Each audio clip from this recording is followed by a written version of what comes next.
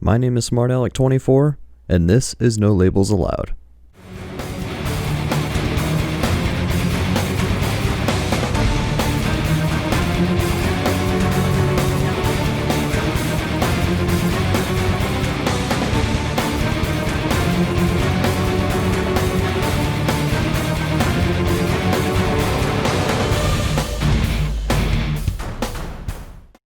Hello everyone, and welcome to episode 3 of No Labels Allowed. I hope you're all doing well and staying safe. You might be questioning my music choice I put in the introduction. Well, what if I told you this is my preferred music choice? Some people don't find this weird at all, but others are surprised by it. Some people I know are aware of my music tastes, but I've never fully explained them. Before I tell my story of how I got into metal music, I do want to say that I will not play any of the music I talk about on this episode because I want to avoid copyright issues. Plus, I think it'd be more fun for you all to go out and listen to the music yourselves. With that out of the way, how did I get into metal music? I wasn't a vast music fan at a young age. I usually just listened to whatever my parents were listening to in the car. However, for my 12th birthday, I got an iPod Nano as a gift. My sister was and is a big music listener, so she put several songs and albums on my iPod. Every once in a while, I would listen to whatever was on it. Some stuff was fine, but then I came across a song that served as a gateway into metal. The song in question was called Death of Me by Red. Red is a hard rock band from Nashville, Tennessee. While some of their songs could be considered metal, they're definitely more on the hard rock side. However, their sophomore album, Innocence and Instinct, is definitely where the metal influence lies. Death of Me was unlike anything I'd ever heard in my life. The guitars were very distorted and heavy, the vocalist was screaming lines, yet despite all of that, I could also hear orchestral arrangements. For a non-music listener at the time, this blew my mind. I knew heavy metal was a thing and I knew classical was a thing, but together, it shouldn't work. But it does.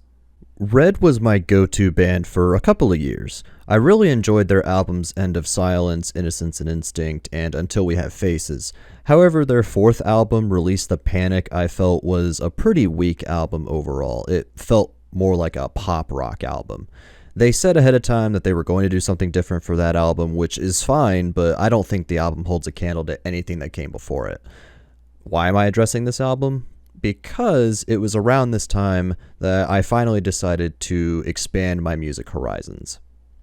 This was early 2013 and I was a junior in high school. I was already slowly looking into new music, which included songs I'd find on YouTube if I liked what I heard. I even ventured into a territory where I was listening to post-hardcore and, dare I say, screamo covers of pop songs. I never really liked mainstream music that gets overplayed on the radio. However, for a brief period, I wasn't listening to anything new, and that's when I decided I need to branch out even further. When I would try to find music that's strictly metal, I would get the usual results such as Metallica, Megadeth, Iron Maiden, etc. While I don't hate any of these bands, in fact I saw Iron Maiden live around 5 years ago, they just didn't click with me. I then remembered why I got into a band like Red in the first place. They use orchestral elements in their music. The question came to mind, are there any metal bands who do this? One Google search later, and I had an answer. Almost everywhere I looked, people recommended a band called Nightwish. Nightwish is a Finnish symphonic metal band who formed in the late 90s, and they're still going strong today. I hadn't really listened to too many bands with female singers before, and this band has had 3 different female singers in their career. But it didn't matter who was singing. This band clicked with me. Their most recent album at the time was called Imaginarium, released in 2011 with singer Annette Olsen. The previous singer, Tarja Turunen, was removed from the band in 2005, so I'm not the most familiar with the albums with her as lead singer. Tarja's vocal style was a lot more operatic than Annette's, who had a more pop-like vocal style. Nonetheless, I listened to Storytime by Nightwish, and I was not let down. The heavy metal style of the drums and the guitar complemented the orchestral elements perfectly. It's like I was listening to a symphony with a metal band on top of it. Nightwish is a band I still listen to today. As of recording this episode, they released a 2-CD album called Human Nature 2 months ago. The main songwriter and composer, Tuomas Holopainen, I believe is a musical genius. every Nightwish song is at the bare minimum good.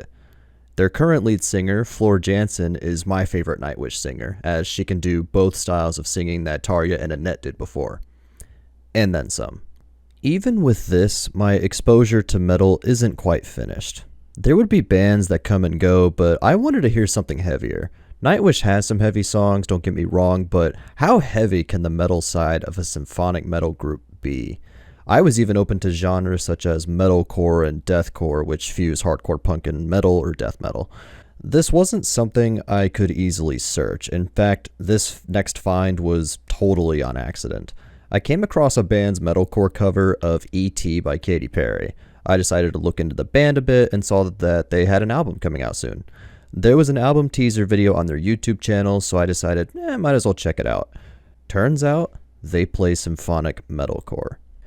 While this band no longer makes music, they did release the only symphonic metalcore album done well, in my opinion. The band is called, and this is a long name, Dead Silence Hides My Cries. Dead Silence Hides My Cries was a symphonic metalcore band originating from Belarus. This band wasn't big on guitar solos or anything like that, but they were still pretty heavy. The band mostly used harsh vocals with some singing here and there. While the orchestral parts weren't authentic, meaning they were programmed into the music, the sound still worked. You could always hear the orchestra no matter where you were in the album. The album I alluded to earlier, The Symphony of Hope, even included a couple interludes with orchestra only. If you ever wanted to hear a song with a metalcore breakdown with an orchestra still going, their song John Doe will satisfy that want. I've mentioned harsh vocals a bit here and there, but why do I like listening to people screaming in my ears? I understand the arguments against it, such as you can't tell what they're saying, it sounds scary, etc. However, this has never bothered me. The main reason I like harsh vocals is because I feel more emotion is put behind the words if they're screamed. If I'm listening to a song about how people manipulate religion to get what they want with no regard for anyone else, I would hope the vocalist is screaming the lyrics. This is a topic that can rile people up, so you might as well match the aggressive topic with aggressive vocals. Also, fun fact, if you're listening to metal and you can't tell what the vocalist is saying, look up the lyrics and read along with the vocals. Then you'll be able to discern all of them clearly. There's one more band I want to address, as I felt like this was another step in my metal exposure.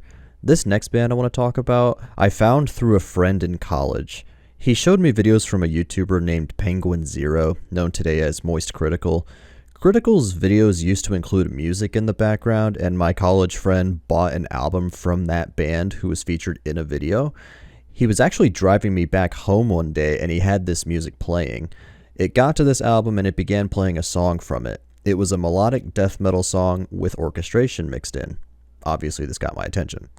The song was called Anathema by McKenna. McKenna is a band that formed in the mid-2000s but didn't start getting attention until the early 2010s. They are unlike any other band I know of. They are a melodic death metal band, they do use symphonic and orchestral elements, but all of their albums are connected. What I mean is that all of their albums together tell one cohesive story. I knew what a concept album was, it's when an album tells a story as it goes, but McKenna took it one step further. According to Joe Tiberi, the guitarist, engineer, and producer of McKenna's albums, movies have trilogies all the time, so let's do a trilogy album. While their music has surpassed a trilogy as they have 7 albums out now, this was an idea I didn't think anyone would ever do. It does mean that the music will sound the same from album to album, and it does mean that you have to listen to all of the albums to get the full story, but again, this was unheard of. They also use a lot of sci-fi themes and elements in the music, and it makes for really interesting album intros. It's like listening to a movie without actually watching anything. I still listen to McKenna today, and while they're not everyone's cup of tea, I enjoy their music. In fact, I became more of a fan of McKenna than my friend did. Some of my other favorite bands include Gojira, Words of Farewell, Make Them Suffer, The Mire, Brymere, and Abstract Illusion, just to name a few. Some of the bands I mentioned use symphonic elements as well, but not all of them. And there are still bands I like, but it's mainly just a few songs from the band. One day I'll do an episode where I strictly talk about bands and or songs I like. However, today's episode is dedicated to how I got into the music I got into, and I think I've explained all of that and then a bit more. One final note to end on: metal is not all I listen to. Sometimes I want to listen to classical music. Sometimes I want to listen to Russian pop music. Sometimes I want to listen to Josh Groban. Never do I want to listen to Justin Bieber. I got to draw a line somewhere. Maybe I'll do an episode on music I like besides metal. That might be interesting. But for now, that will conclude episode 3 of No Labels Allowed. Thank you all for tuning in. Stay safe and take care.